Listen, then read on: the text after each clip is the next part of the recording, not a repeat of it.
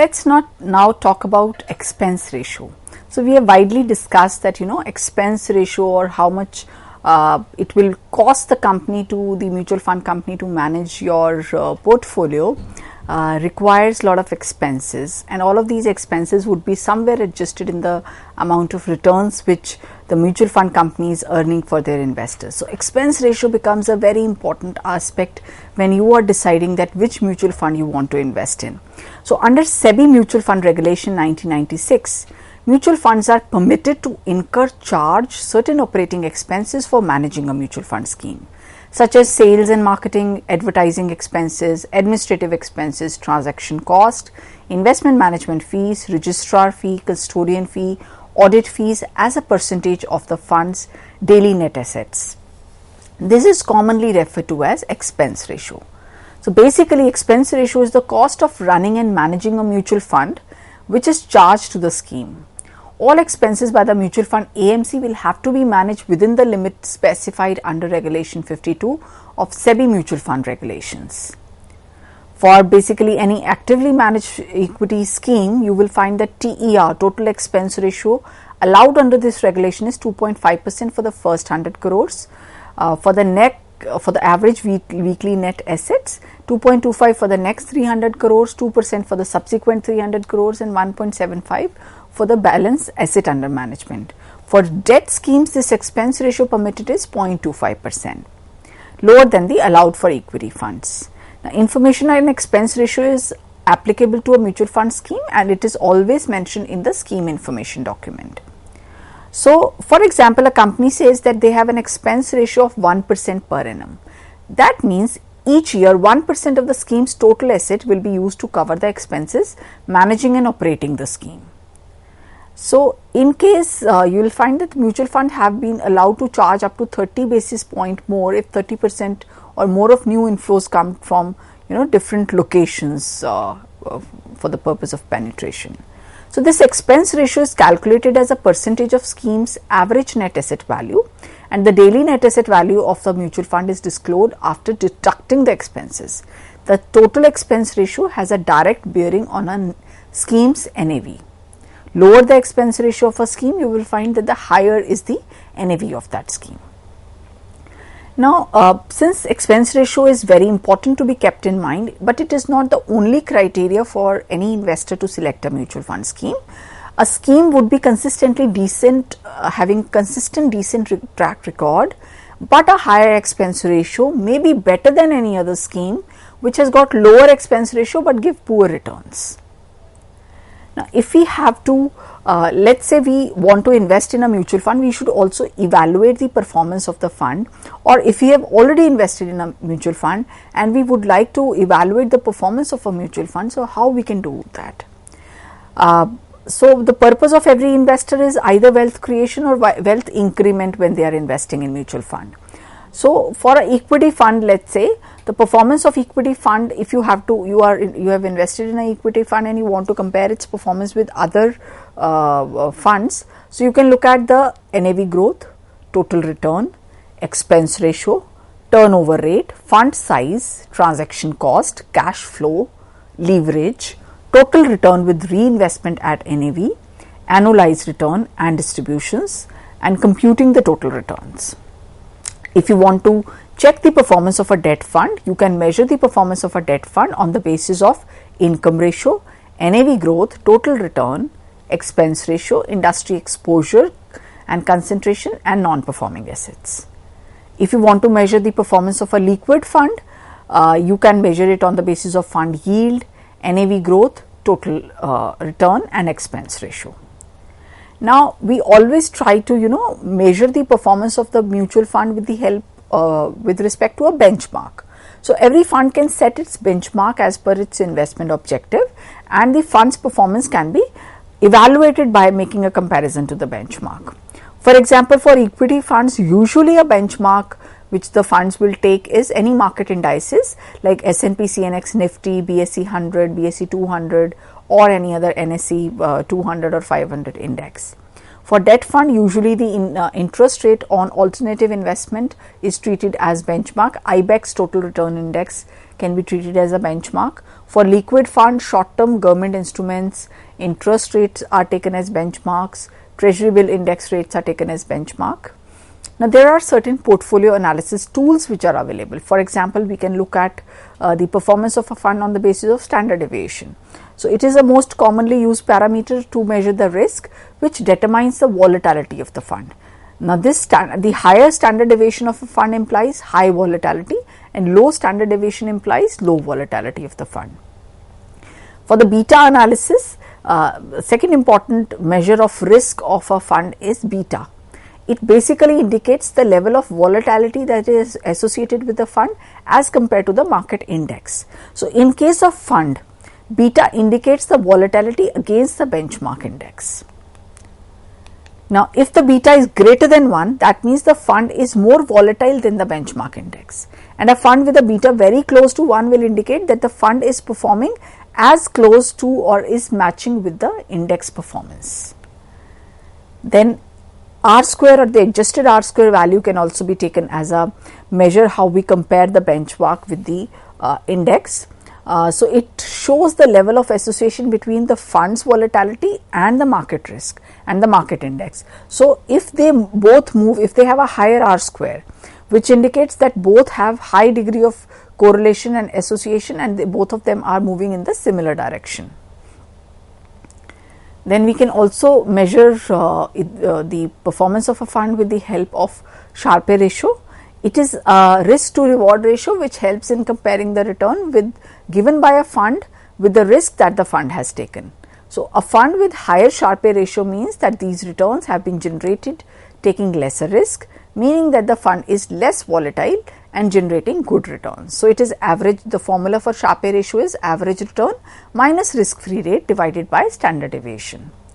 Total expense ratio is also a way how we can measure the performance of a mutual fund. As I have already discussed, what is total expense ratio? It is all the expenses cost incurred by a fund to manage and operating the fund, and it has to be deducted from the NAV for so it is total fund cost divided by total fund assets. Now, if how your fund is performing, you can always do a long term evaluation of our fund or keep a track of how your fund is performing with vis-a-vis other funds. So, if you have to do a performance appraisal or a comparison of your fund's performance with the performance of other funds, there are three main important techniques which are available. Now, these models are known as Jensen's alpha, Trenor's model and Sharpe's model. Now, let us talk about these models in detail.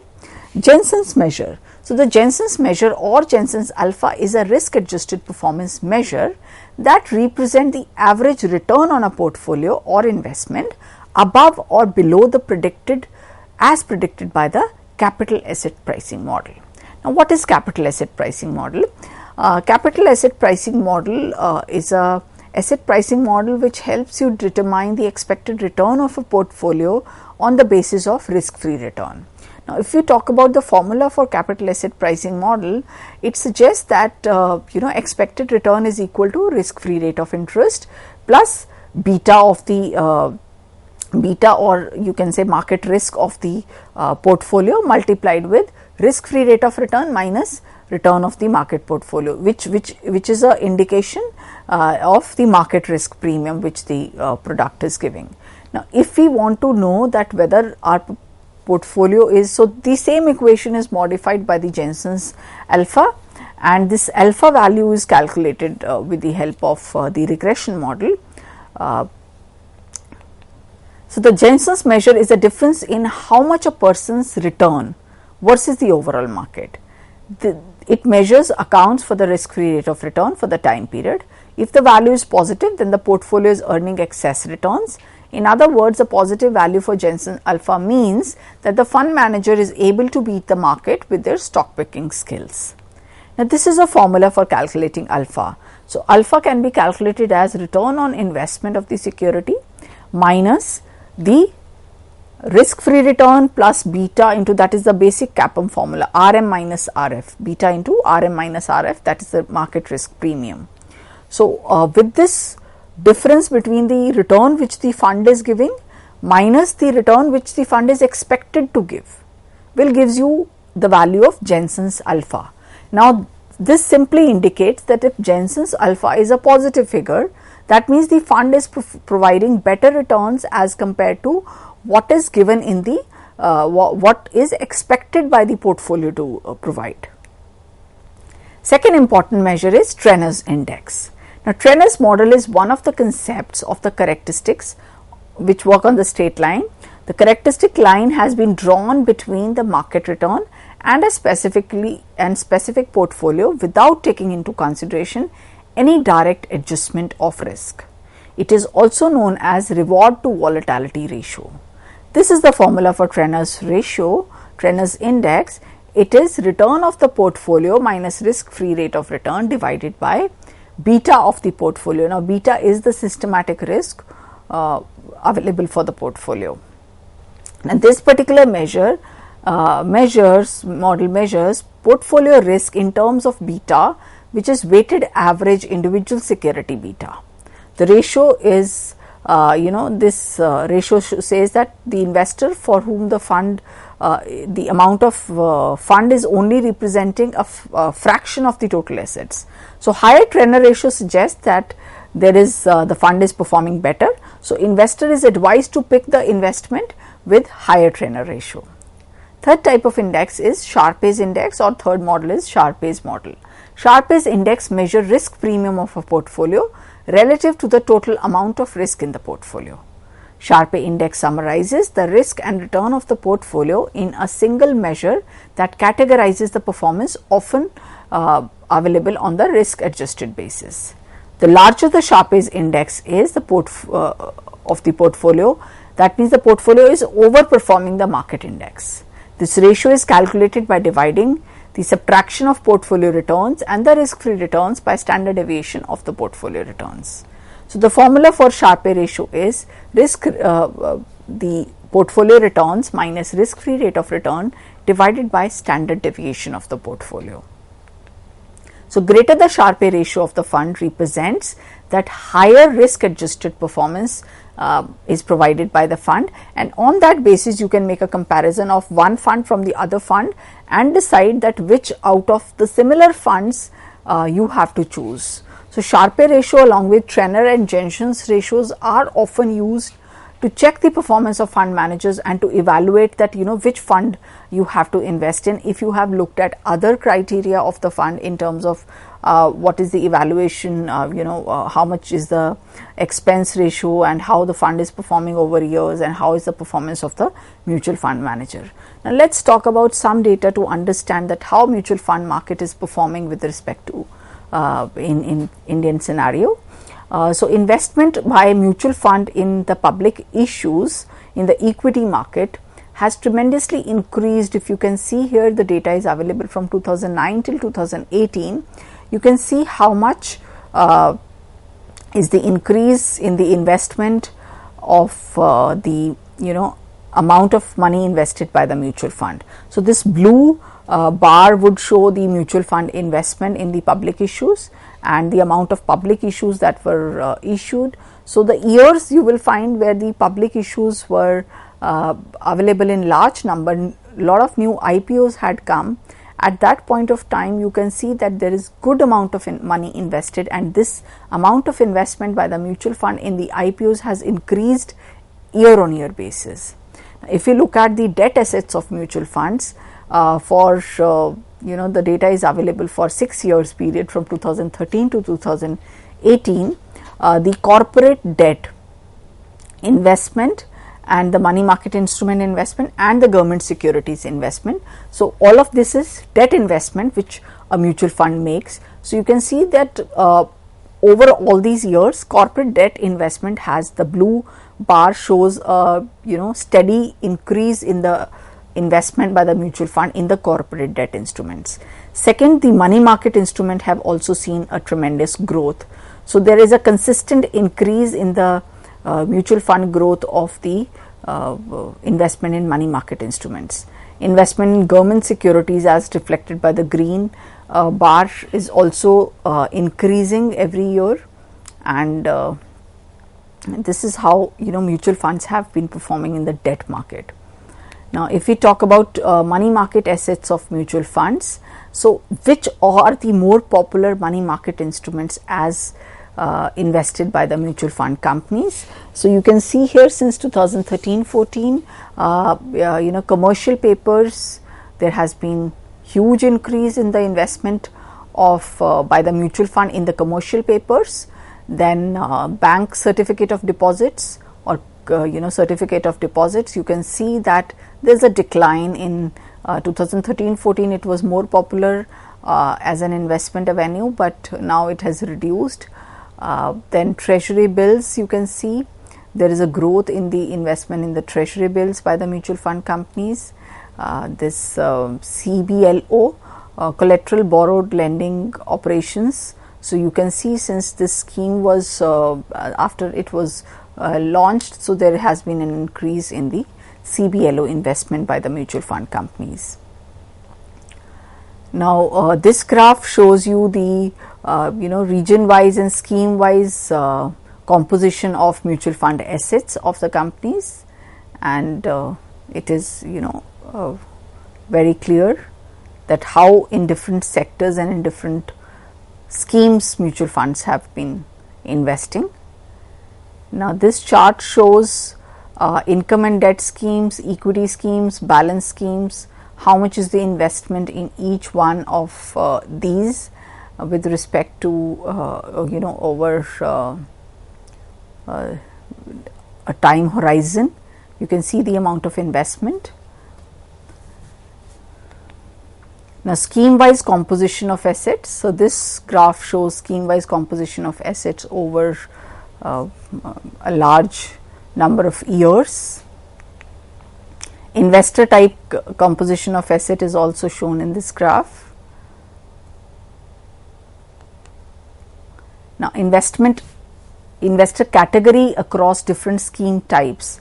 How much money has been invested by individual investors and by institutional investors in the money market mutual funds, in the ETFs, in equity oriented schemes. So you can see individual investment is highest in case of equity oriented schemes and debt oriented schemes. In ETFs, very little amount of individual investors have invested in, and in money market mutual funds also individual investment is low as compared to the institutional or corporate investment. Now this graph also shows that how much is the individual and institutional investors investment in mutual fund schemes. So you can see here equity oriented schemes for individual investors is the highest, then comes the debt investment, then comes the ETFs, and liquid third rank would be for money market mutual funds, and on the fourth rank we would say ETFs. So ETFs has still now fund of funds, and ETFs are not very popular for amongst the individual investors right now. For institutional investors, we can see a good chunk of investment is there by the in the equity oriented schemes and then in the debt schemes. This is the amount of during COVID times total investment.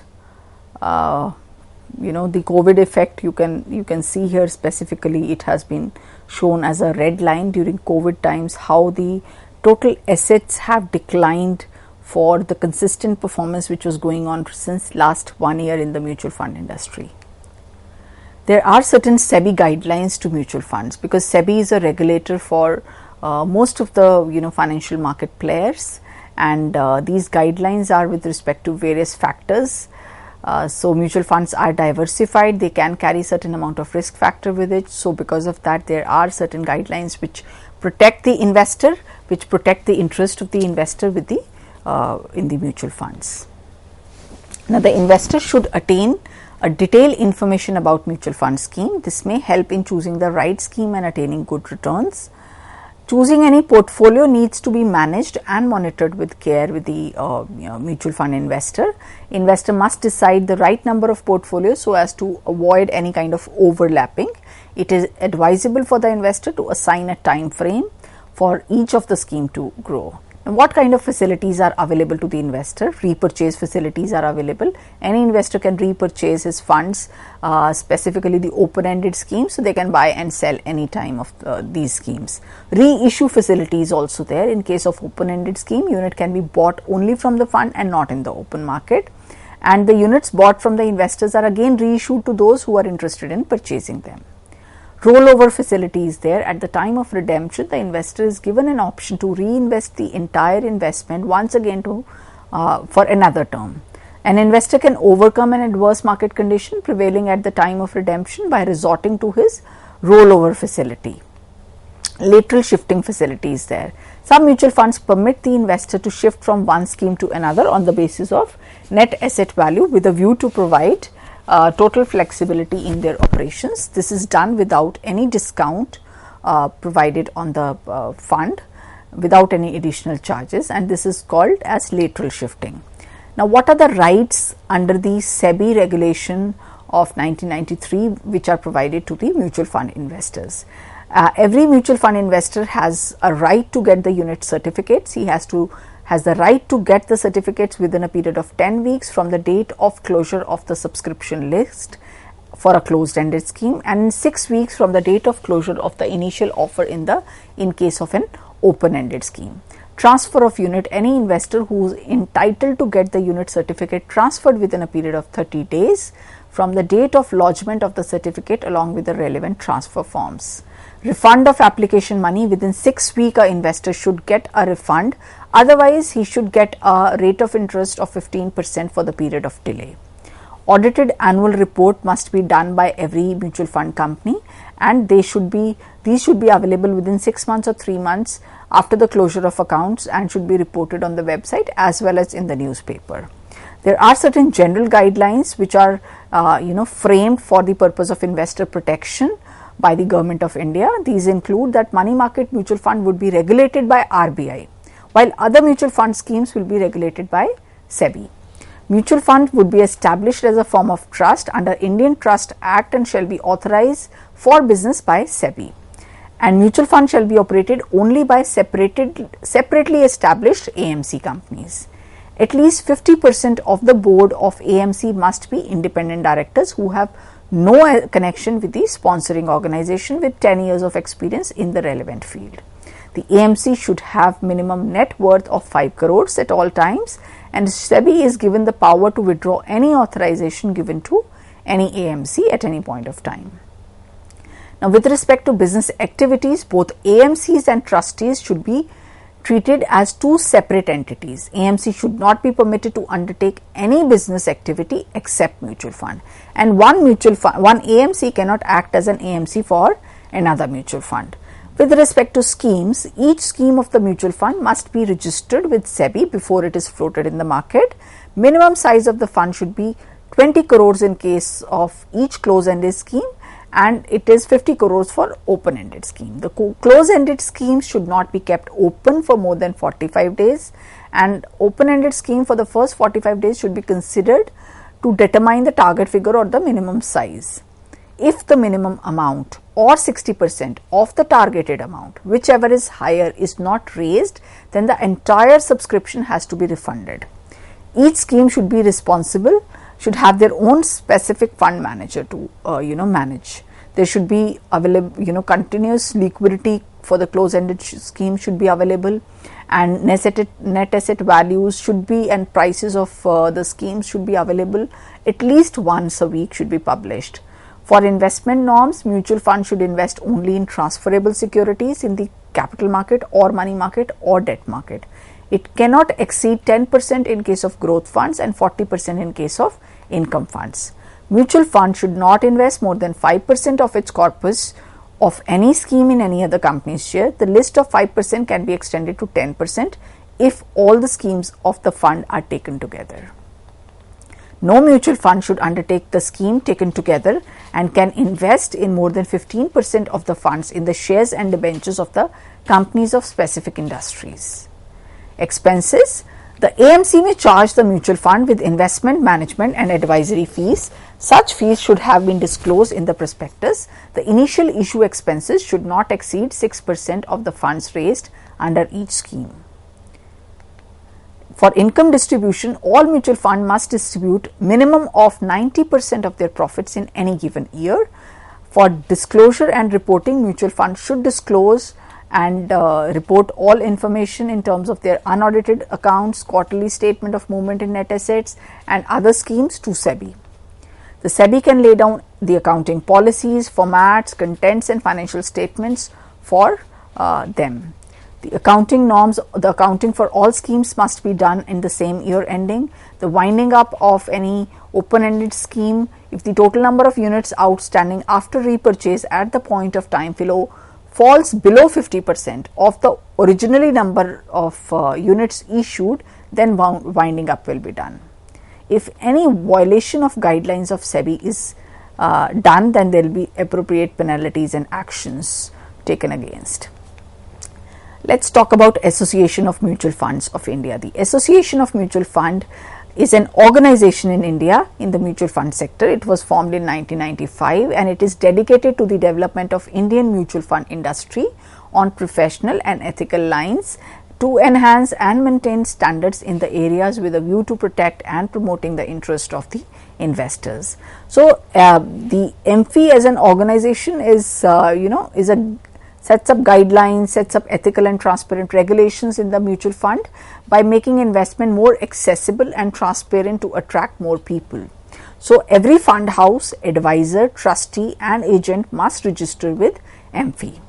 The objectives of MFI are outlining uniform professional standards in every mutual fund operating under the association, encourage its members and investors to maintain ethical business practices and regulations and comply with SEBI mutual fund regulations, get AMCs, agents, distributors, advisor involved in the capital market field to comply with the guidelines, distribute information on mutual fund sector and conduct research on various funds, to keep a check on the code of conduct of everyone included and take disciplinary action in case of rule violations, and safeguarding the interest of investors and asset management companies with respect to mutual funds. So, all of the schemes which are launched by the AMC should be approved by the trustees and they have to be filed with SEBI. Advertisement of all schemes should be done in conformance with SEBI's code.